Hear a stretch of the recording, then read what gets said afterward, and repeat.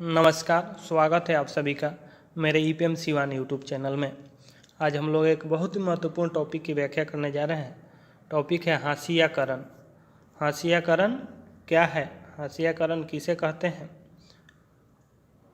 तो इसको हम लोग इस वीडियो में समझेंगे। बहुत इम्पोर्टेंट टॉपिक है, महत्वपूर्ण बिंदु है।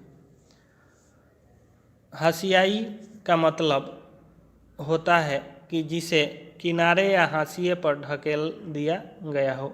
इसको मार्जिन कहा जाता है अंग्रेजी में, ठीक है। और जैसे मान लीजिए ये पेज है, ठीक है, मान लीजिए ये एक पेज है, राइट, और इसमें आप देखते हैं कि 1/4 भाग छोड़ा जाता है। इसी को हाशिया कहते हैं। क्या कहते हैं? इस भाग को, इतना को हाशिया कहा जाता है। यानी कि जो भी काम करते हैं हम लोग इतने पार्ट में करते हैं और इसका कोई वैल्यू नहीं दिया जाता है, ठीक है, इसमें नहीं लिखना होता है। तो हाशिया छोड़ते हैं ना, मार्जिन, वही ये समाज में भी हाशिया का मतलब वही होता है कि जिससे किनारे या हाशिए पर ढकेल दिया गया हो। ऐसे में वह व्यक्ति केंद्र या मुख्य धारा में नहीं रहता है। समाज में ऐसे समूह या समुदाय हो सकते हैं जिन्हें इस तरह की बेदखली का एहसास रहता है। हाशियाई व्यक्ति या समूह इसे अपना भाग्य समझ लेता है। यह एहसास उसे संसाधनों व मौक़ों का फ़ायदा उठाने से रोक देता है। यानी कि वो व्यक्ति सोच लेता है कि ये मेरा जो है तकदीर ही है, भाग में ही है ऐसा, इसलिए मेरे साथ ऐसे हो रहा है। हाशियाकरण के कारण, हाशियाकरण के कारण पे ध्यान दीजिए। कारण या वजह क्या हो सकती है, आपको यहाँ दिख रहा होगा। इसमें पहला वजह जो है, इसको 3 पार्टों में बांटा गया है, 1, 2, 3, ठीक है। इसको 3 भागों में बांट सकते हैं। अलग रीति रिवाज अपनाना, यानी कि समाज से अलग रीति रिवाज जिनका होगा उनको जो है समाज से साइड कर दिया जाएगा। अल्पसंख्यक, जिनकी संख्या कम हो, उनको भी कोई वैल्यू नहीं दिया जाता है। निम्न सामाजिक स्तर, ठीक है। अब यहाँ पे अल्पसंख्यक किस आधार पे होगा, तो धर्म के आधार पे या भाषा के आधार पे नहीं। और निम्न सामाजिक और आर्थिक स्थिति कमज़ोर, वही गरीबी। और दूसरा होगा जातिगत और लैंगिक भेदभाव। तो ये थे हाशियाकरण की वजह। अब सबसे सटीक उदाहरण आता है हाशियाकरण का, आदिवासी। तो आदिवासी कौन लोग हैं ये जानते हैं पहले हम लोग। आदिवासी, आदि यानी होता है प्राचीन, पुराना, और आदिवासी का मतलब होता है मूल निवासी, यानी कि जो मूल निवासी है धरती का, वही आदिवासी है। फिर भी इनको जो है हम लोग अपने समाज से अलग मानते हैं। अभी आदिवासी ही हाशियाकरण पे हैं, ठीक है।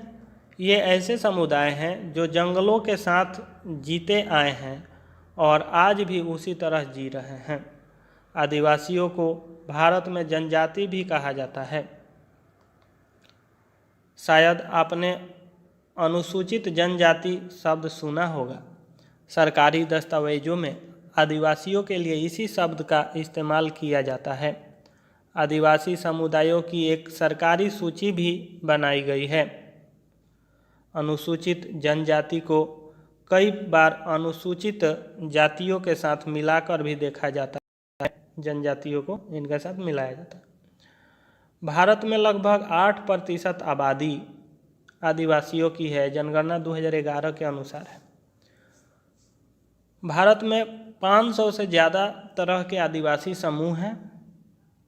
छत्तीसगढ़, झारखंड, मध्य प्रदेश, उड़ीसा, गुजरात, महाराष्ट्र, राजस्थान, आंध्र प्रदेश, पश्चिम बंगाल, मेघालय, मिजोरम, नागालैंड एवं त्रिपुरा आदि राज्यों में आदिवासियों की संख्या काफ़ी है।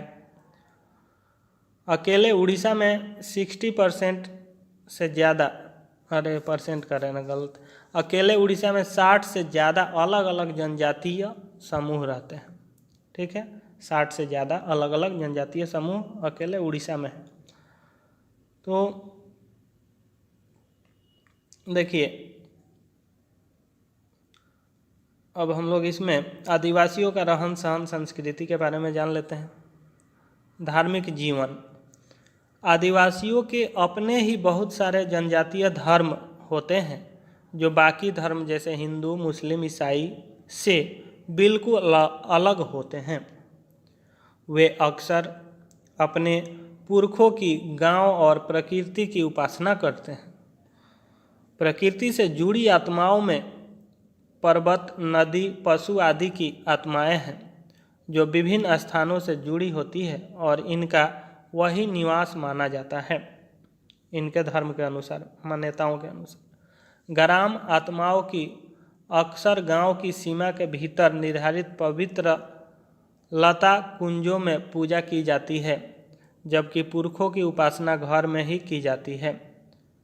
तो कोई खास दिन होता है कि इन लोगों का पवित्र दिन जिसको माना जाता है। लता कुंजों की पूजा का अर्थ है बहुत विशाल वृक्ष, जैसे वट वृक्ष, कोई भी वृक्ष, पेड़, विशाल पेड़ है, उसकी ये लोग बहुत धूमधाम से पूजा करते हैं। लता कुंजों में पूजा। आदिवासियों के धर्मों का आसपास के साम्राज्य में प्रचलित प्रभुत्वशाली धर्मों पर भी असर पड़ता है। यानी कि आसपास में जो प्रचलित प्रभुत्वशाली धर्म है उन पे भी आदिवासियों के धर्मों का असर पड़ता है। उड़ीसा के जगन्नाथ पंथ और बंगाल व असम की शक्ति एवं तंत्रिका परंपराएं इसी के उदाहरण हैं। जगन्नाथ मंदिर भी है। 19वीं सदी में बहुत सारे आदिवासियों ने ईसाई धर्म अपनाया, जो आधुनिक आदिवासी इतिहास में एक महत्वपूर्ण धर्म बन गया। देखिए, 19वीं सदी में बहुत सारे आदिवासियों ने ईसाई धर्म अपनाया, जो आधुनिक आदिवासी इतिहास में एक महत्वपूर्ण धर्म बन गया है। आदिवासियों के भाषा, आदिवासियों की अपनी भाषा होती है, शुरू से रही है। उनमें ज़्यादातर संस्कृत से बिल्कुल अलग है, संभवतः उतनी ही पुरानी है संस्कृत जितनी पुरानी। इन भाषाओं ने बांग्ला जैसी भारतीय भाषा को गहरे तौर पर प्रभावित किया। प्रमुख भाषाओं में संथाली बोलने वाले लोगों की संख्या सबसे ज़्यादा है, संथाली। संविधान की 8वीं अनुसूची में शामिल 22 भाषाओं में संथाली और बोडो मात्र आदिवासी भाषाएं हैं, 2 जिनको स्थान प्राप्त है। आदिवासी और प्रचलित छवियाँ, तो आदिवासियों का अपना अलग अलग पहनावा होता है। रंग बिरंगे कपड़े, सिर पर मुकुट, हड्डियों व फूल पत्तों के आभूषण इनके पहनावे में शामिल हैं।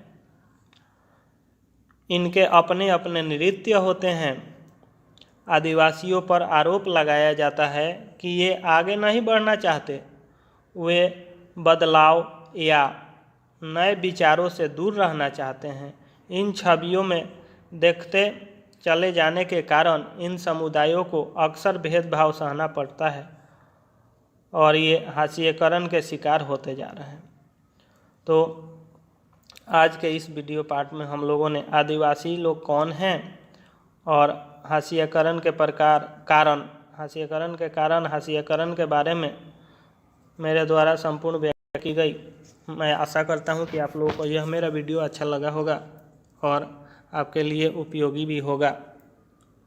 यदि यह वीडियो अच्छा लगा हो, समझ में आया हो, तो वीडियो को लाइक करें, चैनल को सब्सक्राइब करें और ज़्यादा से ज़्यादा शेयर करें। धन्यवाद।